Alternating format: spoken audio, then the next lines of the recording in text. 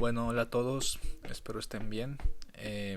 Hace mucho que no subía capítulos, pero espero seguir el orden y subirlos con más frecuencia.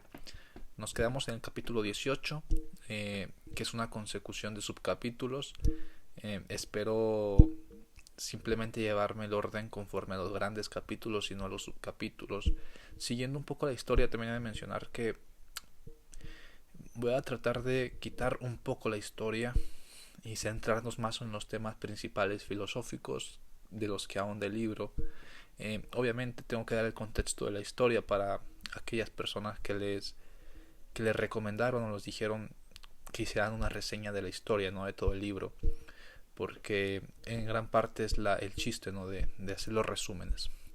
Bueno, este capítulo se titula Sócrates. Tiene subcapítulos, así como las cosas que decía Sócrates. Pero antes que nada, un poco de la historia. Vemos que Sofía recibe un sobre en un lugar que solo ella conocía. Este mensajero misterioso le deja el sobre y ella lo encuentra un poco húmedo. Para no hacerse las largas, nos damos cuenta que está húmedo porque un perro se lo está dejando. Es un perro que se llama Hermes. Y este nombre tiene su significado, ya que Hermes viene de un dios griego, y de ahí viene también la palabra hermético, que quiere decir algo oculto y que no se puede pasar, básicamente. Eh, bueno, también el mensajero misterioso o la persona que le está dando las cartas a Sofía le dice que no puede hacer una reunión con ella, porque recordemos que Sofía le pide en una carta si se pueden encontrar. Bueno, pero dice que no, que tal vez en un futuro y que ahora no. Pero bueno, lo que nos interesa es que después le deja una carta, una pequeña carta, muy pequeña, con solamente 3 preguntas, que son estas que las voy a decir. Sí, que es: ¿existe un pudor natural? Más sabia es la que sabe que no sabe. Perdón, más sabia es la que sabe lo que no sabe. La tercera pregunta es: ¿la verdadera comprensión viene de dentro? Y la última es: quien sabe lo que es correcto también hará lo correcto. No son preguntas, más bien son como una pregunta y 3 afirmaciones. Son 4. Entonces, vámonos por orden y filosofemos como filosofa tal vez aquí Sofía. También nosotros podemos dar alguna reflexión. La primera es: ¿existe un pudor natural? Básicamente lo que Sofía llega a meditar un poco sobre esta pregunta es que tal vez no exista un pudor natural, ya que lo que tal vez para ciertas sociedades considera pudor, para otras no lo sea. Por ejemplo, la vergüenza al mostrarse desnudo, para algunas culturas es lo más normal del mundo. A grandes rasgos esto es lo que quiere decir Sofía, ¿no?, con esta primera pregunta. La segunda es: más sabia es la que sabe lo que no sabe. Aquí Sofía rápidamente se da cuenta que esta afirmación hace alusión a que las personas que se muestran que saben mucho generalmente son personas que tienen una gran soberbia y una arrogancia de saberlo todo. La tercera afirmación es: la verdadera comprensión viene de dentro. Aquí hay algo muy interesante, porque no quiere decir que no todo se nutra desde afuera, sino más bien que cuando se aprende algo, o por ejemplo cuando ella ha aprendido algo, dice más o menos así: cuando verdaderamente he aprendido algo, ella ha contribuido con algo. Cuando de repente había entendido algo, eso era quizás a lo que se llamaba comprensión. Eh, pues sí, Sofía opinaba que había defendido bastante bien en los primeros ejercicios, pero la siguiente cosa es que sí, cuando ella aprendía algo, lo aprendía porque ella puso de su parte. Y esas cosas tal vez sí vienen desde dentro o cuando se ha interesado.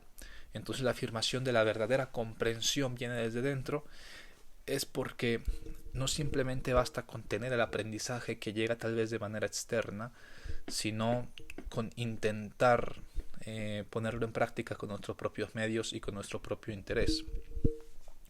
Pasamos a la última afirmación, que es: quien sabe lo que es correcto, también hará lo correcto. Aquí Sofía tiene una discrepancia tal vez, porque ella piensa que el conocimiento del bien no te exime de hacer cosas malas por el mero hecho de tener el conocimiento del bien. Aquí hace una pregunta muy interesante que dice: ¿significa eso que cuando un ladrón robaba un banco lo hacía porque no sabía que no era correcto? Sofía no lo creía, al contrario, pensaba que niños y adultos eran capaces de hacer muchas tonterías de las que a lo mejor se arrepentían más tarde, y que precisamente lo hacían a pesar de saber que no estaba bien lo que hacían. Estas son tal vez las conjeturas que llega Sofía de manera temprana antes de recibir el gran sobre del mensajero oculto, que como sabemos es costumbre que primero deja la semilla de las cartas, de las preguntas, para que las medite antes de que llegue la gran carta, la carta que explica un poco el porqué de estas preguntas y de dónde vienen y quién se hizo estas preguntas en primer lugar. Bueno, cuando Sofía medita estas preguntas y llega a conclusiones tal vez un poco apresuradas, pero muy lógicas y muy concretas, le llega la carta y Sofía escucha crujidos de hierbas donde ve que llega el perro. Bueno, llega un subcapítulo que se llama El hombre en el centro. Este capítulo describe un poco que aproximadamente desde el año 450 a.C., Atenas se convirtió en el centro cultural del mundo griego. Aquí ya salimos un poco de los filósofos de la naturaleza, ¿no? Los filósofos que tenían una concepción de la naturaleza un poco mítica. Aquí entramos a lo que se entiende como la era después de Sócrates. Es por eso que se llaman los presocráticos o filósofos de la naturaleza. Ahora que encontramos a Sócrates, podemos decir que estamos en la era socrática. En Atenas se iba desarrollando una democracia con asamblea popular y tribunales de justicia, una condición previa para la democracia. Por eso los atenienses o la ciudad creía que una enseñanza era necesaria y obligatoria para que la gente pudiera participar en los procesos de democratización. Por ejemplo, para esto la gente ocupaba enseñarse, ocupaba tener conocimientos, y lo que hacía era que contrataba sofistas. ¿Qué son los sofistas? Bueno, vamos a leer un poco el libro para tener la definición del libro. Dice: los sofistas tenían un importante rasgo en común con los filósofos de la naturaleza: el adoptar una postura crítica ante los mitos tradicionales. O sea, en este sentido tal vez podemos decir que los sofistas eran personas que compartían esta visión de no dejarse guiar por los mitos, por las supersticiones tal vez. Pero al mismo tiempo, dice, los sofistas rechazaron lo que entendían como especulaciones filosóficas inútiles. Opinaban que aunque quizás existiera una respuesta a las preguntas filosóficas, los seres humanos no serían capaces de encontrar la respuesta. Esto se llamó como escepticismo, quiere decir que ellos creían que la verdad nunca iba a poder ser alcanzada por la razón humana o por la lógica. En este sentido, los sofistas trataban de decir que tal vez lo único a lo que podría aspirar el ser humano era llegar a conjeturas simples que no tienen realmente ningún sustento profundo del más allá del necesario para sobrevivir.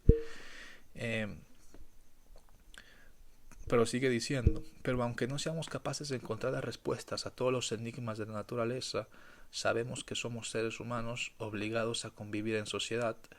Los sofistas optaron por interesarse por el ser humano y por su lugar en la sociedad. Si bien vemos que no necesariamente crean que va a haber una respuesta verdadera, grande, final, sustentante, nos damos cuenta que sí buscan respuestas de todo, buscan llegar a una verdad y el papel que tiene el hombre en la sociedad.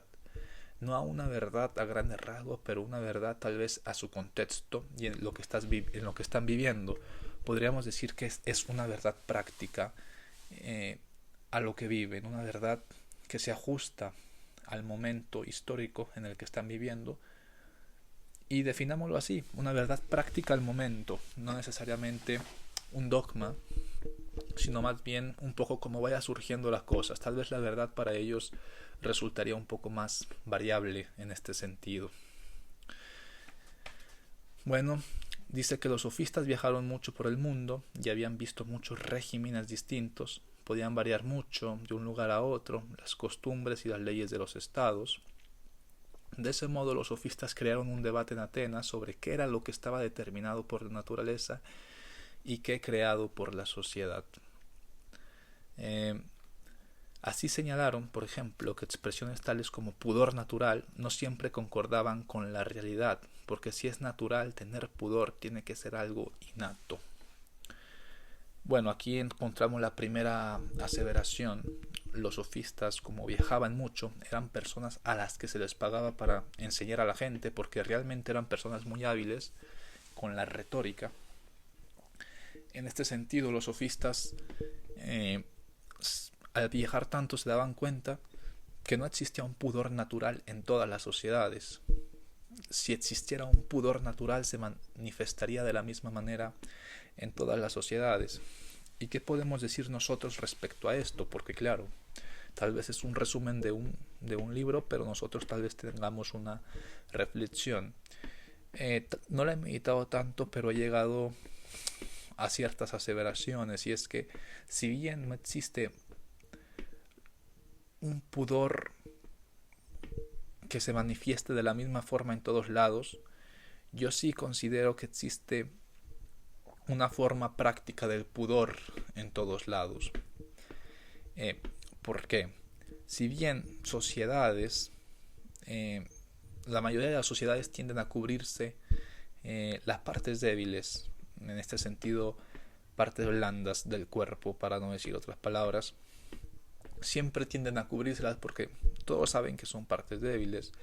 La vergüenza del que te vean desnudo sí es muy variable dependiendo de la cultura, pero si todas tienden a cubrirse esas partes débiles, yo siento que no es un pudor, sino más bien un pudor práctico, que eso sí es natural en todas las culturas. Y la palabra pudor tal vez podría cambiarse, porque pudor práctico no necesariamente tendría que ser pudor, sino simplemente una forma de cubrirse o de supervivencia. Yo siento que el pudor viene de allí un poco a las sociedades más modernas. Tendremos que estudiar el por qué sociedades más adelante adoptan la vergüenza de esto. No lo entiendo de dónde viene esa timidez, pero siento que es un poco lo que pienso, ¿no? Que viene de la practicidad primeramente, no necesariamente viene porque simplemente se quiso tener timidez de eso, tuvo que haber un porqué detrás. Bueno, cuando señalaron eso, Sofía supo que eso no es innato. Por ejemplo, a una persona que ha viajado por el mundo, la respuesta le resulta fácil. Los sofistas errantes crearon amargos debates en la sociedad ateniense, señalando que no había normas absolutas sobre lo que es correcto o erróneo. Sócrates, por otra parte, intentó mostrar que sí existen algunas normas absolutas o universales. Si bien es cierto tal vez que no exista un pudor natural, los sofistas también tal vez un poco se tomaron de esas conclusiones que hicieron para decir, bueno, si no existe un pudor natural o algo que sea natural, no existe algo que sea correcto. Aquí es donde entra Sócrates, porque si bien podemos decir que tal vez el pudor no exista para todas las sociedades, no por eso tenemos que luego llegar a la conclusión de que nada sea correcto dependiendo de la sociedad, porque yo como Sócrates creo que sí hay cosas que no son relativas. Bueno, vamos ahora a ver lo que era Sócrates. ¿Quién era Sócrates? Voy a leer un poco el párrafo, que es muy interesante, y vamos a ver un poco de la vida de Sócrates. ¿Quién era Sócrates? Sócrates es quizás el personaje más enigmático de toda la historia de la filosofía. No escribió nada y todo lo que conocemos lo conocemos por su aprendiz Platón. Sabemos que era feo, que vivió en Atenas y que a menudo se quedaba inmóvil de pie en profunda meditación durante horas. La vida de Sócrates se conoce por Platón, que fue su alumno y que por otra parte sería uno de los filósofos más grandes de la historia. Platón escribió muchos diálogos o conversaciones filosóficas en los que utilizaba a Sócrates como portavoz. No podemos estar seguros de que lo que decía Sócrates era 100% dicho por Sócrates y no tenía influencia de Platón. Pero bueno, son cosas que la gente elige creer y que tal vez si no lo dijo Sócrates, bueno, sería bueno intentar aprenderlo también. Pasamos al subcapítulo de El arte de conversar. La propia esencia de la actividad de Sócrates es que su objetivo no era enseñar a la gente. Como sabemos, el método socrático se caracterizaba por hacer preguntas y que la misma persona se diera cuenta de sus incongruencias y llegara a ese saber o a ese conocimiento. Se dice que la madre de Sócrates era comadrona, o sea, era como un tipo de partera, y Sócrates comparaba su propia actividad con la de el arte de parir de la comadrona. ¿Por qué? Porque Sócrates, en sentido metafórico, hacía parir a las personas el conocimiento que quería que ellos mismos tuvieran, que saliera de ellos. Y puntualizó, la capacidad de parir hijos es una facultad natural. De la misma manera, todas las personas pueden llegar a entender las verdades filosóficas cuando utilizan su razón. En este sentido, tal vez una verdad filosófica sea el uso de la razón. Precisamente, Sócrates se hacía el ignorante, porque cuando llegas a hablar con una persona que quieres que aprenda algo, no puedes llegar. Sócrates lo sabía muy bien. Sócrates sabía que no podía llegar intentando dar un sermón o mostrando cierta superioridad moral. La gente, qué curioso, ¿no? Que hay que estudiarlo, que tal vez necesite un poco verte para abajo para intentar entablar una conversación. De lo contrario, si llegas con una envoltura un poco hostil, tal vez no tengas el mismo resultado. Sócrates decía que tenía una voz divina. ¿Qué significa esto? Tenía una voz divina en su cerebro que le decía qué es lo que estaba bien o qué estaba mal. Lo que comúnmente se llama conciencia. Decía que él no hablaba con la gente para torturar al prójimo, sino que había algo dentro de él que no le dejaba elección. Él solía decir que tenía una voz divina en su interior. Sócrates protestaba, por ejemplo, contra tener que participar en condenar a alguien a muerte, porque se lo decía su voz divina.